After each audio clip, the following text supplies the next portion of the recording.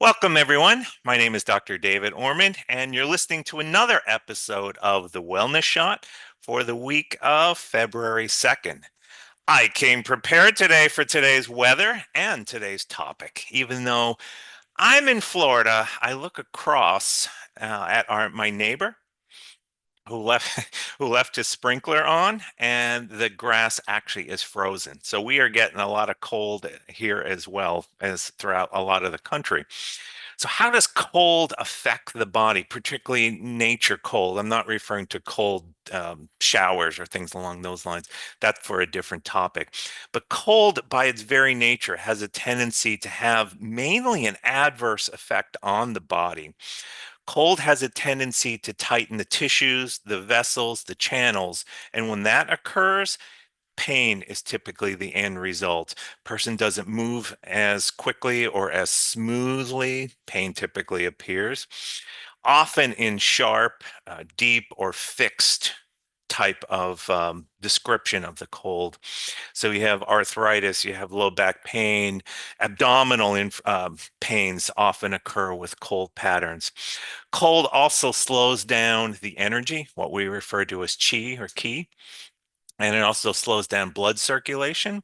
So again, you have reduced movement. When you have reduced movement, you have sluggish chi. When you have sluggish chi, you have fatigue, brain fog, sometimes a case of the blues or outright depression. It can also lead to sometimes to numbness, particularly of the hands and feet. Uh, Digestive issues is a major thing as well. Long-term cold exposure can also cause blood stasis. So women would be affected more than men typically. Cold significantly weakens the digestive system. So as a general rule, the spleen and the stomach need to be kept warm. So when Mother Nature decides to turn the temperature down and a person has to be out in that um, weather for a long period of time, digestion could be affected. Even during the summer, when people consume a lot of cold beverages or cold foods or raw foods, that will adversely affect, in particular, the spleen. Cold damages what's known as the kidney yang. So the yang is the lively part, the active part, the movement part. And the kidney, sometimes you'll it's referred to as the core fire, the fire of the kidney. The kidneys provide the entire body with heat and with overall energy. Cold has a tendency to drain the kidneys of that warmth giving, active, lively. It also leads to low back pain, knee pain, basically pain from the waist down. You'll also have low libido. You'll have exhaustion. And I don't mean just fatigue, I mean full out exhaustion. Cold also obstructs the channels and affects the joints as well. The old adage of, yeah, my joints ache when it's cold out, there is a lot of truth to that. Cold settles in the joints and the sinews, causes stiffness, limited mobility. If a person does have pain, it's typically worsened in the cold, especially cold and damp. That damp has a tendency to get trapped in the joints themselves. Cold has an effect on emotions. It constrains emotions. So a person who's typically emotive or wanting to express themselves, when they have that inner cold, they feel fearful, they feel indecisive. Motivation is typically low. There's a feeling of being withdrawn, want to be alone by themselves, kind of like a bear wanting to hibernate. Cold can also weaken immunity. Again, there's what's known as the Wei, W-E-I, chi, which would be, think of it as the defensive key, or chi. When you see a knight with the armor on, the armor could be considered the first line of defense. So the Wei Chi is considered the first line of defense in the immune system via natural medicine model. And it basically circulates on the surface of the body. And with cold, it has a tendency to be weakened. So we have to go over and above the call of duty to strengthen that. I'll get to that part in a second. So those are the major areas. So it affects not only the physical body, but the emotions and the psyche as well. So what can be done? Well, the stars of the show, of course, are ginger and cinnamon. Sprinkling that in cooking, in soups, in coffee, especially cinnamon, of course. Those are very warming. They are very kidney specific warming. So if again, if a person has an issue with the low back, with the ankles, with the knees, it will be excellent for that. Not only in this weather, but as a general rule. And it will be fantastic for digestion. The spleen, like the kidneys, must be kept warm. So, cooking with those types of warming spices or consuming those types of warming spices, excellent. Year round, excellent, but especially when it gets really cold out. There are also two herbs that you may not have heard of. One of them is called rhizoma. Atractalotus. It's Atractylodes.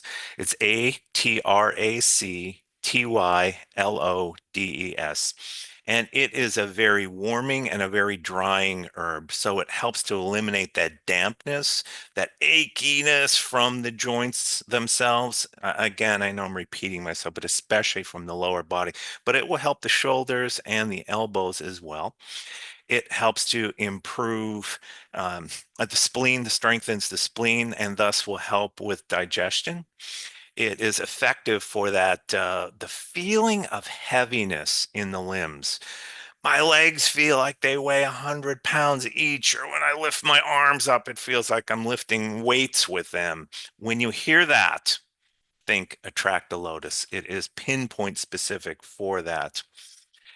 As a general rule, it is really good for any type of muscular discomfort and pain, but especially that long-term achy heaviness. When you hear yourself achy and heavy, that's the one you want to think of. And cold has a tendency to create that or has a tendency to exacerbate that. So this particular herb will help to flush out the cold, flush out the dampness, and allow the flow of the chi, of the energy internally, as well as that superficial wei chi that I talked about, the defensive chi. And there's also another, it is cold. There's also another herb. It's called agastache. It's spelled Agatache. And again, it's warming in nature, and it has a tendency to uh, dry the system. So when there's that swelling or when there's that achy soreness, it does a really good job of clearing that out, but it doesn't over dry the system. So attract the lotus, the first one, has a tendency to get really dry. A person can get really dry if they take it long term. Short term, 2 to 4 weeks, fantastic. Longer than that, you may need to either add an herb or adjust the dosages.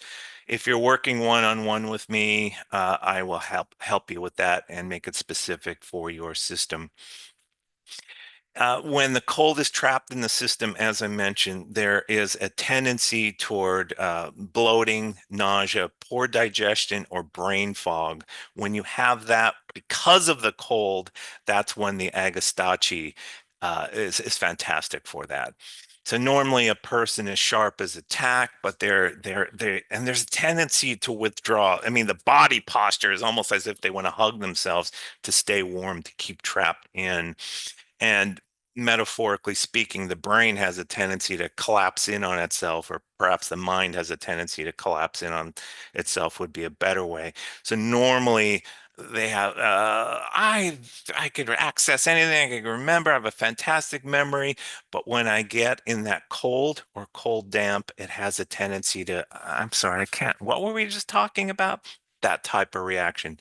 A person becomes, how would I say it? At the mercy of their own chemistry would be the best way of saying it. So anything to do with digestion, we call it the middle burner. So whether it be the pancreas, the gallbladder, the liver, the spleen, the stomach, intestines, anything along those areas, this particular herb will be excellent for it. So if a person has cramps in the intestines, or if they have any kind of issue with the liver, because of cold, this is the particular herb for it. And it's also it has ability to lift one's spirits. So particularly up north, I grew up in Pennsylvania, and there were times when, February, March would hit, and it was dark and it was cold, and it was day after day after day of cold and snow and dark. And sometimes it's hard to stay up. And it's not that a person was, depressed or anything like that. But normally they're really excited and ready to go. And how are you doing today? I'm doing okay." That type of feel. So maybe that gray area, case of the blues, so to speak. When that occurs because of the cold, again, Agastache is fantastic for that. So you have ginger, you have cinnamon, and then you have these two herbs, which will go a long way in helping with the cold. I hope you have enjoyed this. If you do have questions, let me know. If and when you want to work with me, let me know. There are still spaces available for this month, and I will see you next week.